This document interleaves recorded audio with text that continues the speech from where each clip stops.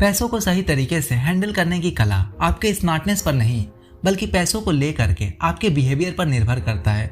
कभी कभी एक जीनियस इंसान भी पैसों को गवा देता है और कभी कभी एक ऑर्डिनरी इंसान भी पैसों से वेल्दी बन सकता है। साइकोलॉजी ऑफ मनी, इसे समझने के लिए सबसे पहले इस बुक के ऑथर मॉर्गन हाउसेल के एक कहानी को सुनते हैं। ऑथर एक होटल में काम करते थे जहां एक टेक्नोलॉजी एग्जीक्यूटिव फ्रीक्वेंटली आता था। वो एक जीनियस था जिसने यंग एज में बहुत सी कंपनीज बनाई और उसे बेच भी दिए। उसके पास बहुत पैसे थे, लेकिन उसका अपने पैसों के साथ रिलेशनशिप बहुत ही स्टूपिड था। वो हर समय अपने साथ नोटों की गड्डियां लेकर घूमता था और शराब पी करके अपने अमीर होने का शो ऑफ करता था। एक बार तो उसने हद ही कर दी जब उसने अपने दोस्त को बहुत से पैसों की गड्डियां दे करके कहा उसे गोल्ड कॉइन में कन्वर्ट करवाने के लिए। फिर वो अपने दोस्तों के साथ समंदर के पास गया। वहां उसने एक गेम खेला कि जो इस गोल्ड कॉइन को समंदर में ज्यादा दूर तक फेंकेगा वही जीतेगा। पैसों के साथ ऐसा बेहुदा व्यवहार सिर्फ मस्ती के लिए। अब आप सोच सकते हो कि उसका यह बिहेवियर कितने समय तक चला होगा। ज्यादा लंबा नहीं। ऑथर बताते हैं कि उन्हें कुछ सालों बाद पता चला कैसे वह बैंकक्रप्ट हो गया। इस कहानी के साथ साथ ऑथर एक और इंसान की कहानी बताते हैं जिसका नाम डोनाल्ड जेम्स था। वह एक साधारण अमेरिका के गांव से बिलोंग करने वाला एक सफाई कर्मचारी था। यह साधारण आदमी की जब 92 साल की उम्र में डेथ हुई तो देश विदेश के अखबारों में उसकी चर्चा हुई। चर्चा इसलिए हुई क्योंकि मरने के समय उसकी नेटवर्थ 58 करोड़ रुपए थी, जिसमें से उसने 15 करोड़ रुपए अपने सौतेले बच्चे को और वहीं 43 करोड़ रुपए चैरिटी में डोनेट कर दिए। अब एक साधारण से सफाई कर्मचारी के पास इतने पैसे कहाँ से आए? जब इसका पता लगाया गया तो पता चला उसकी कोई लॉटरी नहीं लगी थी। वह तो एक साधारण जीवन जीता था। जितने पैसे बचा सकता था उसे ब्लू चिप्स कंपनी के स्टॉक्स में लगाकर भूल जाता था। फिर कई दशकों के बाद कंपाउंडिंग के पावर ने उसकी छोटी छोटी इन्वेस्टमेंट को इतना बड़ा नेटवर्थ बना दिया। ऑथर टेक्नोलॉजी एग्जीक्यूटिव और सफाई कर्मचारी को कंपेयर करते हुए बताते हैं जीवन में बहुत सारा पैसा कमाना और फिर उसे बनाए रखने के लिए किसी टेक्निकल नॉलेज की जरूरत नहीं होती। आप पैसों के साथ कैसा बिहेव करते हो यह इंपॉर्टेंट है। पैसा कमाने की कला यह एक सॉफ्ट स्किल है। कोई भी इंसान सीख कर फाइनेंशियल सक्सेस पा सकता है। एक टेक्नोलॉजी एग्जीक्यूटिव जीनियस होने के बावजूद बैंकक्रप्ट हो जाता है, वहीं दूसरा एक सफाई कर्मचारी ज्यादा पढ़ा लिखा ना होने के बावजूद भी करोड़पति बन जाता है। ऑथर एक और एग्जाम्पल देते हैं लॉटरी टिकट का। अमेरिकन जनता movies, video games, music, sporting events और बुक्स के कॉम्बाइन अमाउंट से भी ज्यादा लॉटरी टिकट खरीदने में पैसे खर्च करते हैं। आपको यह जानकर हैरानी होगी कि ज्यादातर लॉटरी के टिकट्स कौन खरीदता है? ना अमीर ना मिडिल क्लास, बस गरीब लोग ही इस टिकट को खरीदते थे। वह गरीब लोग जो इतने गरीब हैं जिन्हें अगर इमरजेंसी हो जाए तो 30 से 35 हजार अरेंज नहीं कर सकते। ऐसे गरीब लोग वहां पर सालाना 30 से 35 हजार रुपए की लॉटरी खरीद लेते हैं।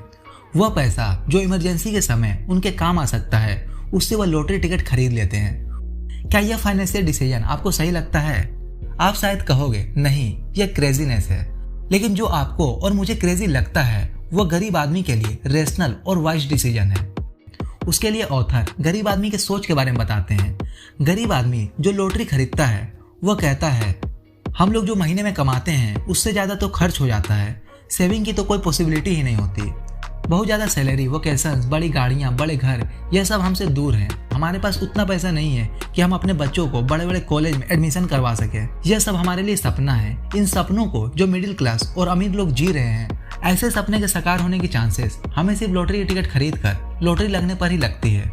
लॉटरी टिकट खरीदते हुए हमें लगता है कि हम अपने सपनों को सच करने के लिए पैसे दे रहे हैं। आपको यह क्रेजीनेस लगेगा क्योंकि हमारे लिए जो सपना है वो बहुत से लोगों को आसानी से मिला हुआ है। आप में से तो बहुत से लोग उसकी वैल्यू भी नहीं करते। इस कहानी और एग्जाम्पल के माध्यम से ऑथर बताते हैं कि गरीब हो, मिडिल क्लास हो या रिच, ज्यादातर मनी रिलेटेड डिसीजन या फाइनेंशियल डिसीजन एक्सेल के सीट पर वर्किंग करके नहीं, अपने इंडिविजुअल सर्कमस्टेंस और इमोशन से प्रभावित होकर लेता है।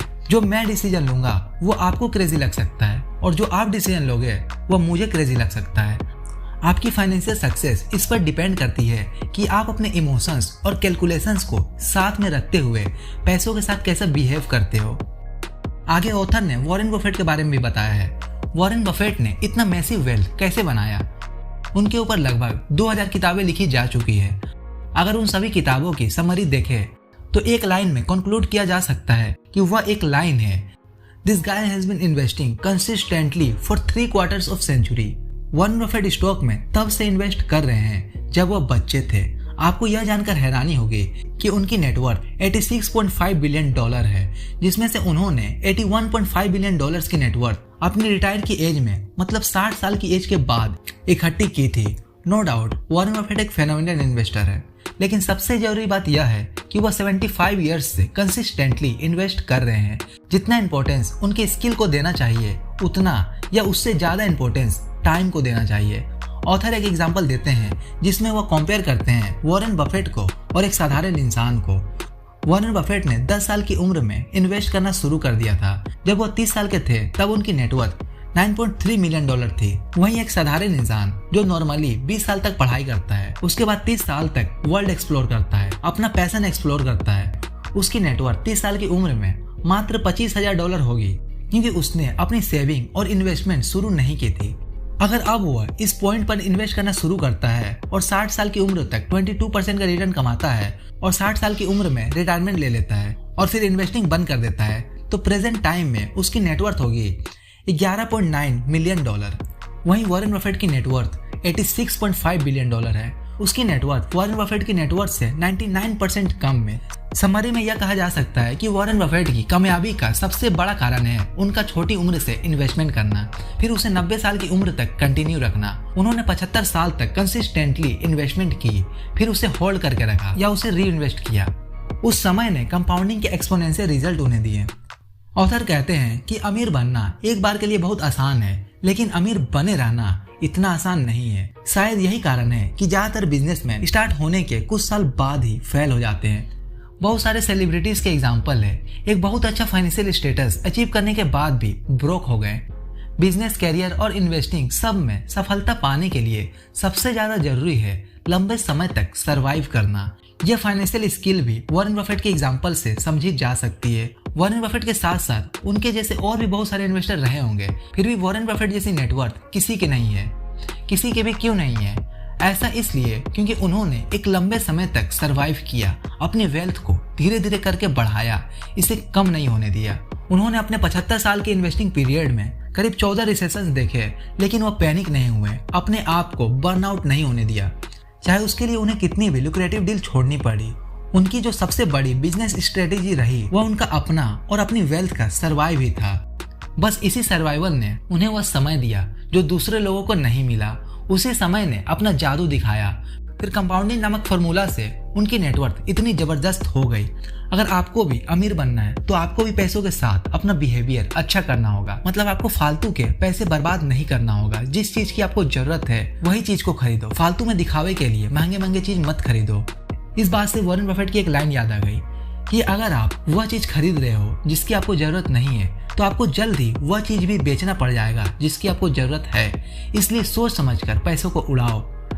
तो यह थी साइकोलॉजी ऑफ मनी की बुक समरी। और अगर आपको इन्वेस्टिंग के बारे में और भी नॉलेज चाहिए तो राइट वाले प्लेलिस्ट पर क्लिक करके आप जान सकते हो। Thank you so much for watching this video.